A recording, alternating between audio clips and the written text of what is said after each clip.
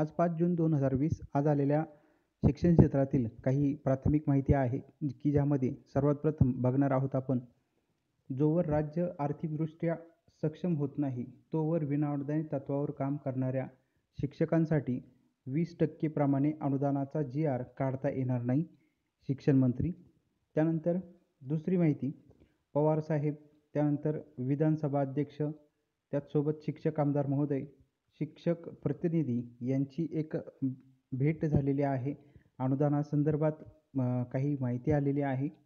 त्यानंतर वेतन अनुदान वितरण शासन निर्णय निर्गमित करण्यासाठी शिक्षक आमदार महोदय जे आहे ते या करोनाच्या काळामध्ये आणि जे आता सायक्लोन निसर्ग जे आलेलं होतं त्या काळामध्ये देखील मुंबईला उपस्थित राहून अनुदानाकरिता प्रयत्न करत आहे. जे विनाअनुदानित शिक्षक आहे यांचा जो शासन निर्णय आहे प्राथमिक, माध्यमिक, उच्च माध्यमिकचा 13 सप्टेंबरनुसार आणि अघोषितला घोषित करण्याचा, त्यासाठी प्रयत्न करत आहे. त्याची माहिती आपण पुढे बघणार आहोत. आणि सर्वात शेवटी जो पदवीधरचा लॉकडाऊन उठणार त्या संदर्भात देखील प्राथमिक माहिती आली. तर सुरुवातीला आपण जो अत्यंत महत्त्वाची जी माहिती आलेली आहे, राज्य आर्थिकदृष्ट्या सक्षम झाल्यानंतरच 20% अनुदान. वारणानगर येथून सदर ही प्राथमिक माहिती आलेली आहे. विनाअनुदान तत्त्वावर काम करणाऱ्या शिक्षकांना 20% प्रमाणे अनुदानाचा पहिला टप्पा मिळावा या मागणीसाठी मागील 4 दिवसांपासून राज्यातील उच्च माध्यमिक विनाअनुदानित शाळा, कनिष्ठ महाविद्यालयीन शिक्षक घरी उपोषण करीत आहेत.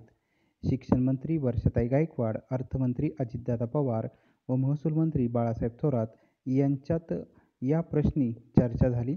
कोरोना विषाणूच्या प्रादुर्भावामुळे राज्याची आर्थिक स्थिती ढासळलेली आहे.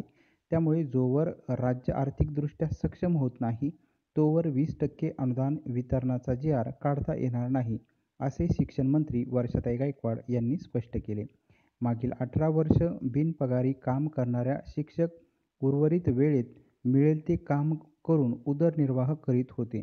मात्र लॉकडाऊनमुळे शिक्षकांची आर्थिक स्थिती पूर्णपणे खालावलेली आहे. हे लक्षात घेऊन मागील महिन्यात राज्य कायम विनाअनुदानित कृती समितीचे अध्यक्ष टी.एम. नाईक यांनी आपल्या घरी बेमुदत उपोषण केले होते. काही काँग्रेस नेत्यांनी अनुदान वितरणाचा जी.आर. लवकरच काढण्याबाबत लेखी आश्वासन दिल्याने त्यांनी उपोषण मागे घेतले. आता राज्यातील उर्वरित काही शिक्षक संघटनांनी गेली 4 दिवस झाले आपल्या राहत्या घरी उपोषण सुरू ठेवले होते. तथापि आज झालेल्या बैठकीत कोरोना प्रादुर्भावामुळे निधी उपलब्ध नसल्याने कारण पुढे करत पुन्हा शिक्षकांना आश्वासनाचे गाजर दाखवले आहे. राज्यात उच्च माध्यमिक, कनिष्ठ महाविद्यालयीन विनाअनुदानित शिक्षक संघटनेमध्ये अनेक गट पडलेत. याचा मोठा फायदा सरकारला झाला आहे. या गटांनी एकत्रित आंदोलन केले असते तर शिक्षकांना न्याय मिळाला असता. परंतु श्रेयवादाच्या भोवऱ्यात अडकलेल्या या शिक्षक संघटनांमुळे सरकारकडून या शिक्षकांना न्याय मिळू शकत नाही. जोपर्यंत राज्यातील सर्व शिक्षक संघटना एकत्र येत नाही, तोवर विनाअनुदानित तत्त्वावर काम करणाऱ्या शिक्षकांचा उदरनिर्वाहाचा प्रश्न निकाली निघणे अशक्य आहे. सदर जी माहिती आता आपण बघितली ही वारणानगर या ठिकाणावरून आलेली होती आणि या संदर्भात जो उल्लेख करण्यात आलेला होता बैठकीचा, सदर बैठक ही काल झालेली होती. त्याची माहिती आपण याआधी बघितलेली आहे.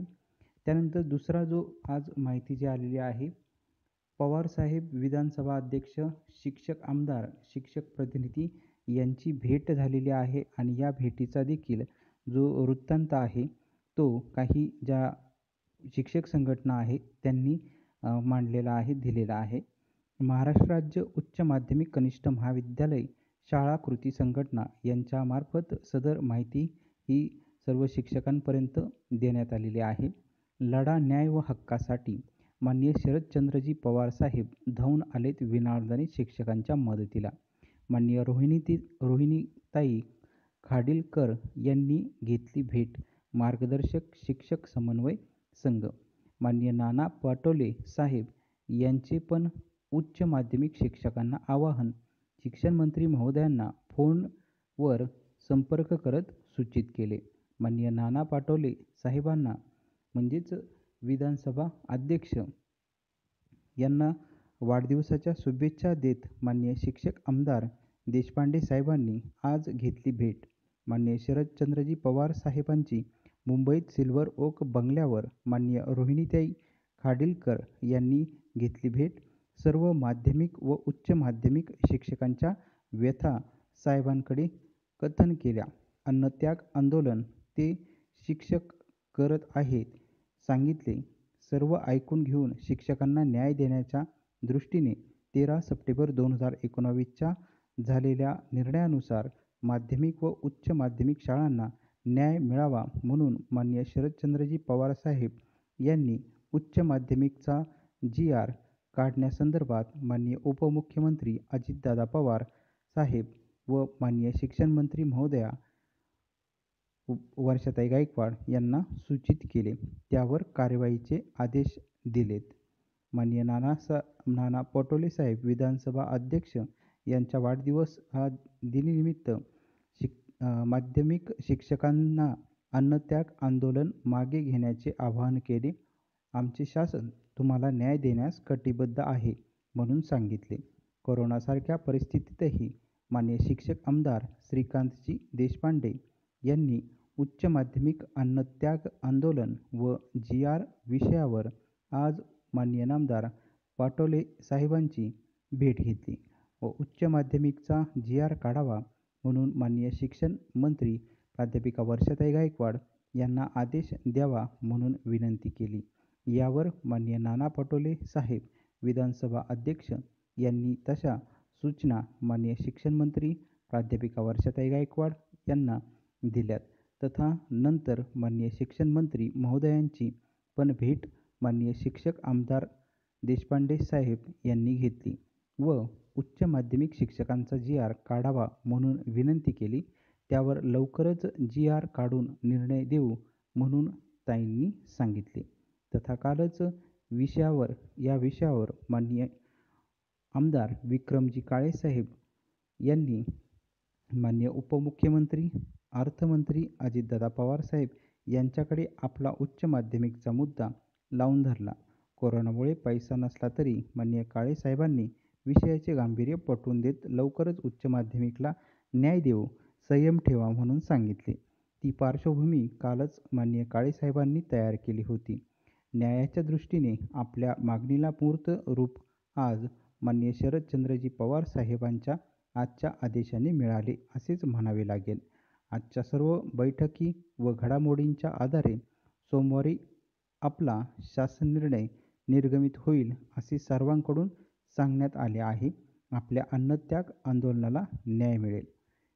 अन्नत्याग आंदोलनामध्ये मदत करून न्याय मिळावा यासाठी प्रयत्न करणाऱ्या सर्व शिक्षक आमदार महोदयांचे आभार.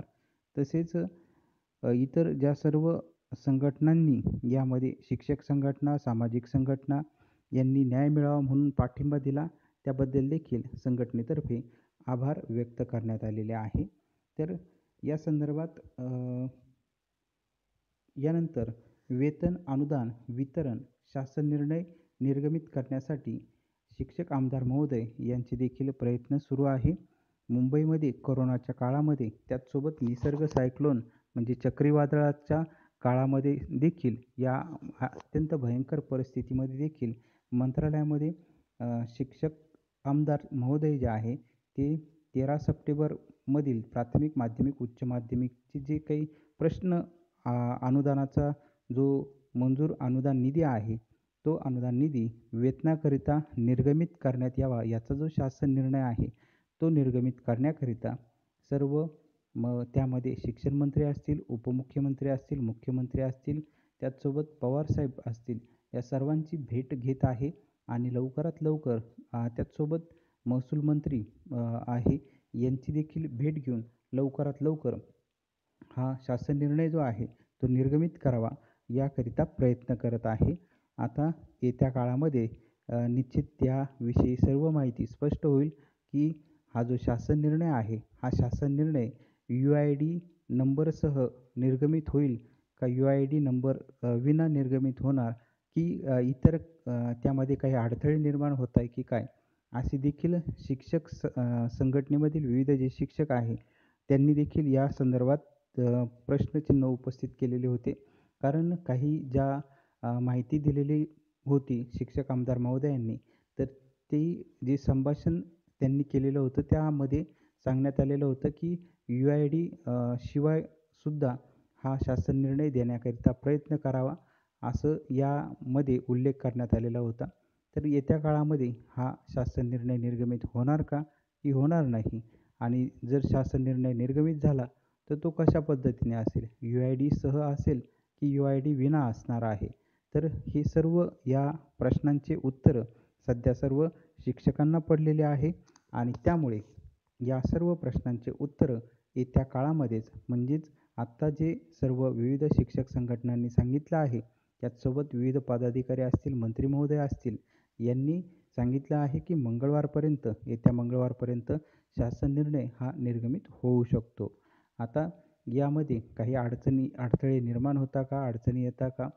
तर हेही येत्या काळामध्ये समजणार आहे आणि जे GR विषयी जे शिक्षकांच्या मनामध्ये विविध प्रश्न आहे, त्याचं देखील उत्तर हे येत्या काळामध्ये स्पष्ट होणार आहे.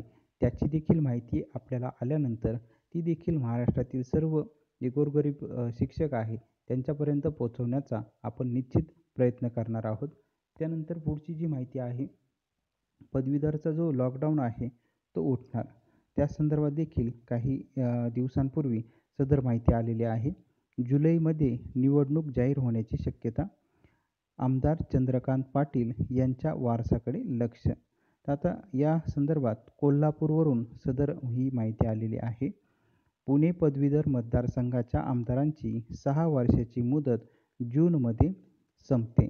गेली 12 वर्ष या मतदारसंघाचे नेतृत्व करणारे आमदार चंद्रकांत पाटील कोथरूडमधून विधानसभा मतदारसंघातून विजयी झाले. यामुळे पुणे पदवीधर मतदारसंघाचा पुढील वारस कोण याकडे सर्वांच्या नजरा लागल्या आहेत. सुमारे 4 लाख पदवीधरांतून ही निवड होण्याची शक्यता आहे. गेली दीड वर्ष पुणे पदवीधर मतदारसंघाच्या निवडणुकीबाबत खूपच गाजावाजा झाला. पुण्यासह सांगली, सातारा, कोल्हापूर, सोलापूर जिल्ह्यातून मतदान होते. साधारण 15-20 वर्षापूर्वी ही निवडणूक केव्हा झाली हे कळत नसे. मात्र निवडणुकीत मास लीडर असलेले नेते उरल्याने विधानसभेच्या निवडणुकीसारखेच याचे वारे वाहू लागले.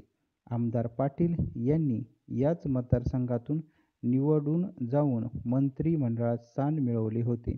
मात्र गतवेळेच्या निवडणुकीत ते शिवसेना आणि भाजपचे उमेदवार होते, हेही विसरून चालणार नाही. गतवेळच्या निवडणुकीत चंद्रकांत पाटील यांनी राष्ट्रवादीचे खासदार श्रीनिवास पाटील यांचे चिरंजीव सारंग पाटील यांचा पराभव केला होता. मूळचे सातारा जिल्ह्यातील असलेले सारंग पाटील आजही इच्छुक आहे. SSSSच्या माध्यमातून त्यांनी पुणे पदवीधर मतदारसंघातील 6 जिल्ह्यातील संपर्क वाढविण्यास सुरुवात केली आहे. याचबरोबर कोल्हापूर, सांगली, सातारा आणि पुण्यातूनही काही नवोदित तर काही जुने प्रतिस्पर्धी पुन्हा रिंगणात उतरण्याची तयारीत आहे. कोरोनामुळे गेली 2 महिने या मतदारसंघातील प्रचार सुद्धा लॉकडाऊन झाला होता. आता लॉकडाऊन शिथिल होण्यासोबतच टप्प्याटप्प्याने निवडणूक प्रचाराचे लॉकडाऊन सुद्धा शिथिल होत आहे. साधारण जुलैच्या पहिल्या आठवड्यात निवडणूक कार्यक्रम जाहीर होण्याची शक्यता वर्तवली जात आहे. यानंतर सुमारे सव्वा महिन्यानंतर मतदान होण्याची शक्यता आहे. त्यामुळे आता पुन्हा एकदा फोनवरील संपर्क आणि कार्यकर्त्यांच्या बरोबर चर्चा सुरू झाल्या आहेत. प्रत्येक जिल्ह्यातील काही मोजक्या प्रमुखांशी चर्चा करून पुढील नियोजन ठरवले जात आहे.